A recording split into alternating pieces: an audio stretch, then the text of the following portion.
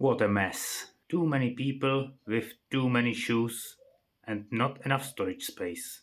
Let's do something about it. Why am I building a shoe rack from old furniture parts? Well, it saves me money and time. I don't need to go out and buy new wood. It also feels more eco-friendly, and honestly, I enjoy the challenge of turning something that most people would just throw away into something useful. There's something really satisfying about giving new life to old pieces.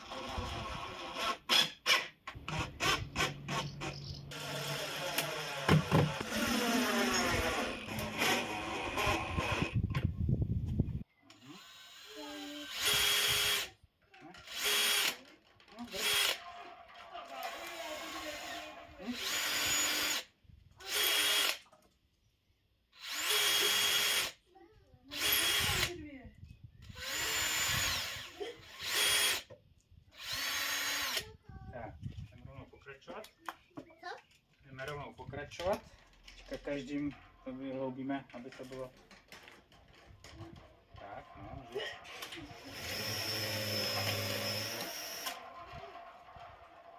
No.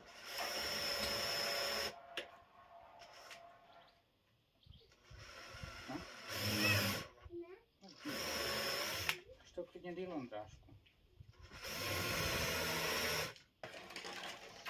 Do každého dřevíčka šroubek. Takže je to rudý šroubek.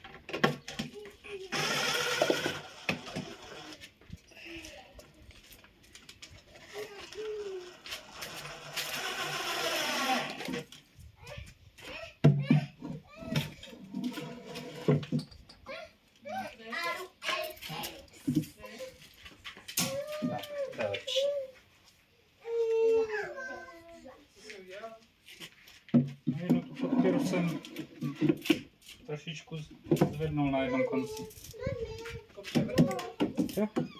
It's time to test if the shells are high enough.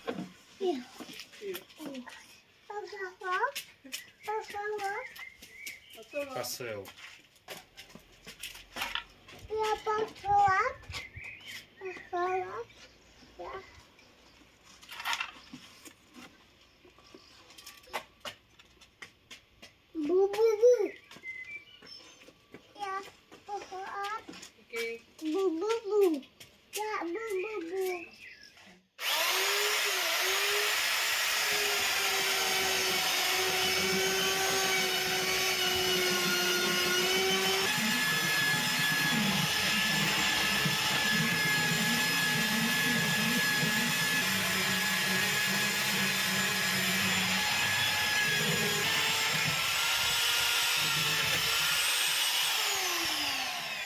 The belt on my sander broke, but thankfully it was almost finished.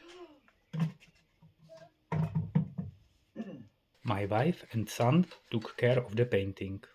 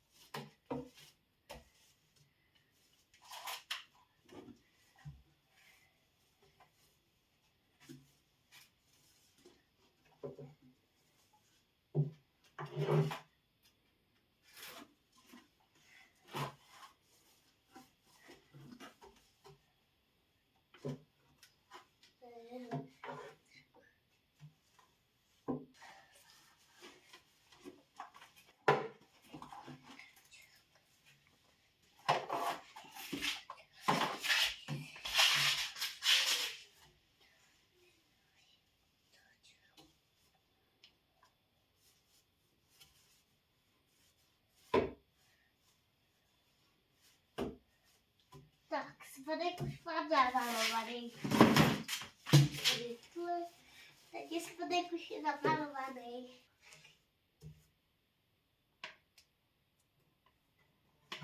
Takže tady by mě to tolik nešlo tady.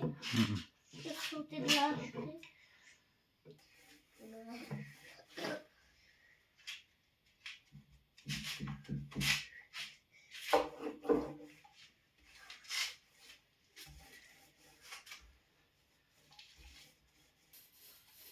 Prdel, je to já to nemám říkat.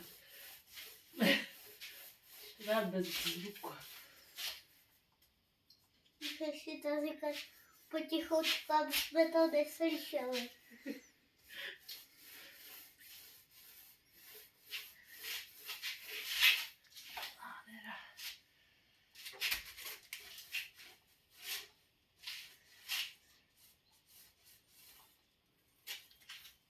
A zase začínáš odpředu.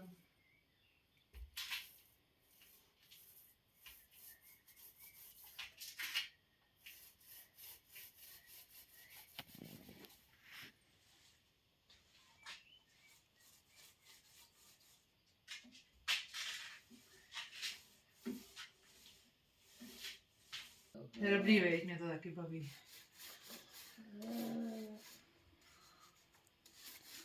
To je dobrý vědět, můžete natírat všechny moje projekty. Ne.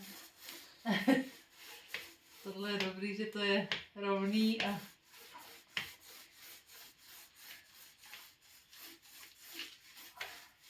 pěkný. Tak. Tadadá!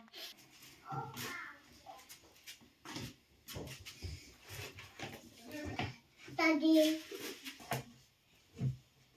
Dolů. Dolů. Já tady. Tady dolů. Tady dolů, ano.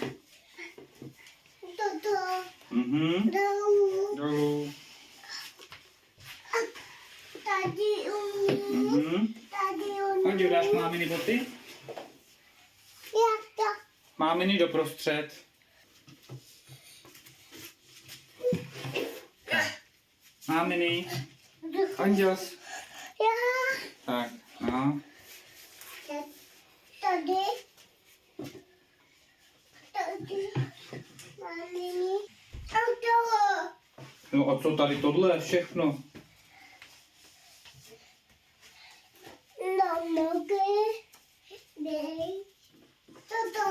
This project isn't flawless, but it works, and that's what matters. I turned some old scraps into something useful and nice. Tady. If you liked this project, give it a thumbs up and consider subscribing for more good enough DIY ideas. Thanks for watching and see you next time.